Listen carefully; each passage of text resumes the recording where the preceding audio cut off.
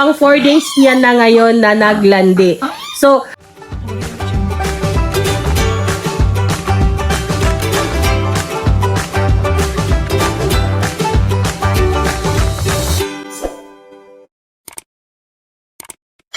Hi guys! Welcome to my vlog. It's been a while na hindi ako nakapag-video guys kasi sobrang stress ang kaera nyo. Talagang marami akong pinagdaanan at wala ako sa sarili ko na mag-video. Wala akong ganang mag-video kasi sobra talaga yung stress ko. Nagkaroon ako ng problema. Hindi ko na i-details pa kung ano yung mga problemang pinagdadaanan ko, pero isa lang yung masasabi ko. Kung may mga pinagdaanan kayong stress katulad ko, and ang pinaka rason ay dahil lang sa paligid natin. One of the reason guys is yung nagkakaroong toxic na tao sa kapaligiran natin.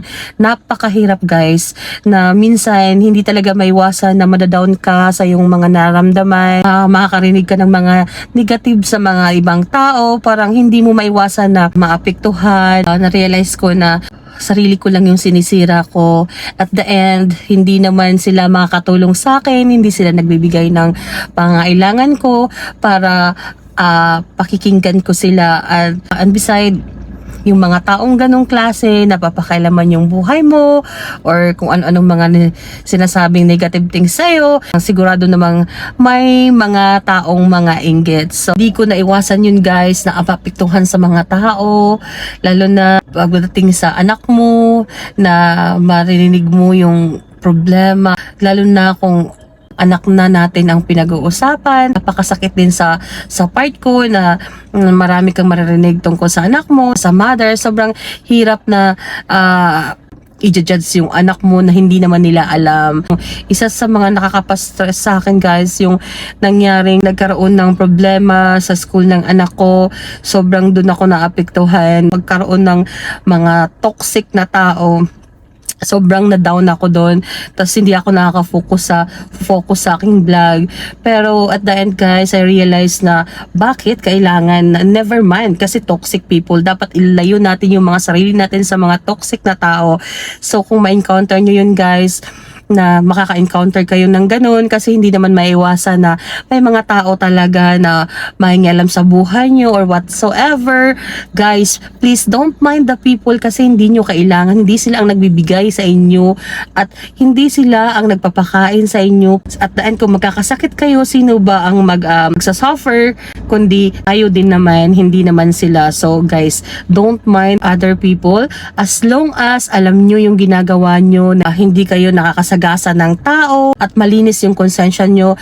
Guys, do whatever you want and continue what you're doing, kasi yun naman ang pinakamahalaga. Ginagawa mo kung ano yung nagpapasaya sa'yo. As I said, nagkaroon ako ng problema, pero at the end, hindi ko sila pinapansin as long as alam ko naman kung ano yung totoo, alam ko ang tama. So hindi ko sila pinapatulan guys, although talagang dumadating sa point na nakakagalit, gusto mo nang sumagot, gusto mo nang sagutin yung mga taong nakakagigil, pero hindi ko sila pinatulan. Alam ko sa sarili ko kung ano yung tama at mali at hindi makitid ang utak ko. Kaya ang ginawa ko guys, sinididma ko at umpisa na naman sa araw-araw kong mga ginagawa ngayon. So, yun, sinishare ko lang sa inyo guys kung bakit ako nawala ng medyo matagal. Ang pinaka-topic natin for today's video guys is about sa paglalandi ng ating mga alaga. So, ano-ano nga ba yung mga sign pag naglalandi na yung mga alaga nating baboy? Lalo na dun sa mga baguhan. Sana mapupulutan nila ng aral yung ipapakita ko sa inyo at i-share ko sa inyo, kasi tulad ko, nahirapan talaga ako guys, kasi since first time kong mag-aalaga ng baboy, hindi ko alam kung paano ba maglalandi ang ating alaga. Ang aking alaga guys is mag-8 months na sila. So nag-worried ako kasi mag-8 months, wala talagang mga sign, and then same pa rin, yung ari nila maliit pa din, pero this time guys, nakita ko na may pagbabago na nga ang aking alaga. I-share ko sa inyo sa video na to, paano nga ba ang mga sign pag naglalandi na ang ating mga alaga. So tara guys, samahan nyo ako sa aking video. andito tayo ngayon sa kulungan ng aking mga alaga at magpapalit muna ako ng tsinelas. Kung napapansin nyo guys, dito pa lang sa labas, maririnig nyo na yung boses ng aking alaga. Ganyan. So, isa yan siya sa mga sign na naglalandi na yung alaga nating baboy. At grabe na talaga yung paglalandi niya kasi sobrang ingay niya na talaga. Ayan. Sa lagi siyang nagtatawag, lagi siyang maingay. Diyan pa lang guys, isa na yan sa sign na naglalandi na ating mga alaga. Base sa aking pagre-research guys, mawalan sila ng gana sa pagkain at medyo matamlay. Isa din yun sa sign. Pero baliktaran sa aking alagang baboy. Kasi itong dumalaga kong ito guys, kahit naglalandi siya guys, napakalakas niyang kumain. At hindi din siya matamlay. Lagi siyang maingay, nagtatawag. At parang nagugutom siya pero hindi siya gutom guys kasi kakatapos lang niyang kumain. So isa lang yan sa mga sign na naglandi na ang iyong alaga. So ganito guys, ito yung ari niya guys. Ganito na ka-pinkish yung ari niya. Actually guys, pang 4 days niya na ngayon na naglandi. So parang araw guys, talaga nag-alala ako kasi nag-start ng mag-pink at saka lumaki yung ari niya pero hindi siya nagdi-discharge. So tinanong ko siya sa technician, tinanong ko kung paano nga ba. Pero, according to the technician, nag-discharge daw talaga ang baboy. Naliwanag ko sa technician na 3 days na siyang ganito, pink, tapos nag-iingay, pero wala pa rin discharge. Sabi ng technician, talagang lalabas daw yung white blood, yung parang naglalaway. Kaninang umaga guys, chinek ko siya.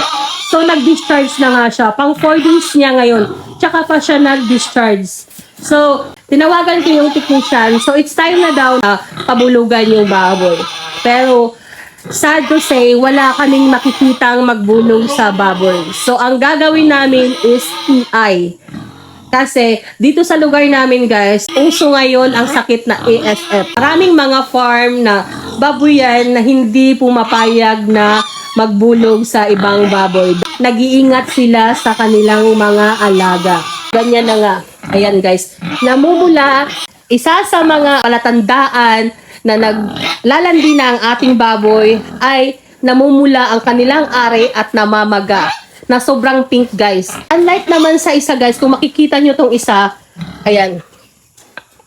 Ayan, makikita nyo, di ba? Malaki ang pagkakaiba. Maliit yung ari niya dahil hindi pa siya naglalandi. So, ito pa lang yung isa ang naglalandi. Kaya, ayan, napakalaki ng difference kasi eto, napakalaki na tapos sobrang pula. Tas, tama nga guys, tama yung technician. Meron nga talagang white mens ang lumalabas sa kanila. Kaya dun sa ating mga baguhang ka-farmer na nag-alaga ng mga baboy, wala talagang experience sa pag-aalaga. So, eto na siya guys. Ganito po ang sign pag naglalandi. Malalaman at malalaman talaga natin na naglalandi talaga ang ating mga alagang baboy dahil may makikita mo mismo ang difference nila pag naglalandi sila at kung hindi. Kung napapansin nyo, hindi talaga siya mapakali at hindi siya humihinto. Lagi na lang siyang ganyan. Update ko kayo sa next journey ng aking alagang baboy. So, this is for today's video. Thank you so much for watching and gusto ko magpasalamat sa lahat ng mga bagong subscriber ko at sa mga sumubaybay sa akin. Don't forget to like and subscribe and please hit the bell para ma-notify kayo sa aking mga bagong video at samahan nyo ako sa aking journey. Thank you very much. Bye!